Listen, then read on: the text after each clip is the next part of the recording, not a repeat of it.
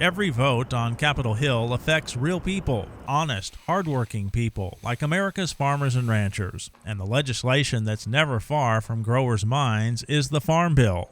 80% of the bill deals directly with nutritional programs. The rest is conservation programs and a safety net for U.S. farmers and ranchers. It's vital to the survival of those who grow our food and fiber. The Farm Bill is reauthorized every 5 years, and the next version is scheduled for 2018. Lawmakers are traveling around the country to hear directly from farmers and ranchers, with a stop in the Lone Star State.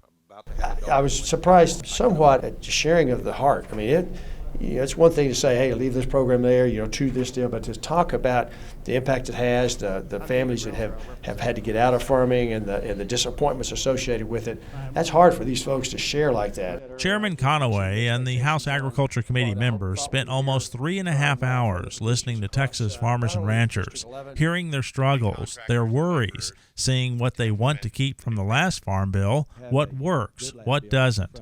Many farmers are afraid farming may not be economically viable for their future or their children's. There's a tractor in the museum that I grew up driving. Somebody commented and said, I bought one of those tractors brand new in 1979, and I paid $34,000 for that tractor, brand new, and I sold cotton in 1980 for 80 cents a pound. He said, last year I farmed, the tractor cost me $228,000, and I sold it for 60 cents a pound. We need a strong farm policy to help us. All eyes are on cotton. Farmers desperately need the state's leading row crop to be added to Title I of the Farm Bill. That'll make it eligible for agricultural risk coverage or price loss coverage, safety nets to help when roller coaster commodity prices take a downward plunge. Farmers pay for crop insurance, but prices won't support the cost without the government program. I'm here to tell you that the PLC safety net worked. Did we have to tighten our belts for a few years? Yes. But this young farmer is still in business. And thankfully, the rice market's now on the upswing, and my farm survived.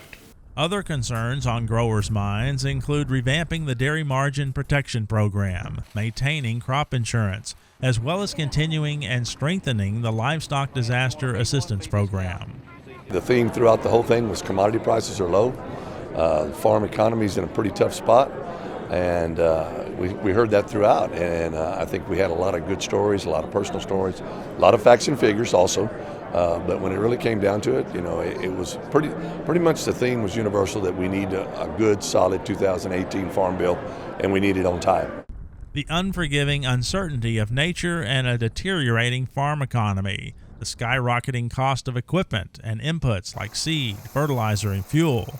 Farming is more risky than ever. Without the safety net, the American farmer could become an endangered species. You have to be in the shoes that I wear each day and feel that it is a great, great privilege to be able to farm. I thoroughly believe that I was meant to farm. I respect each of you's opinions. I'm glad that you respect ours. For TFB News, Gary Joyner, San Angelo.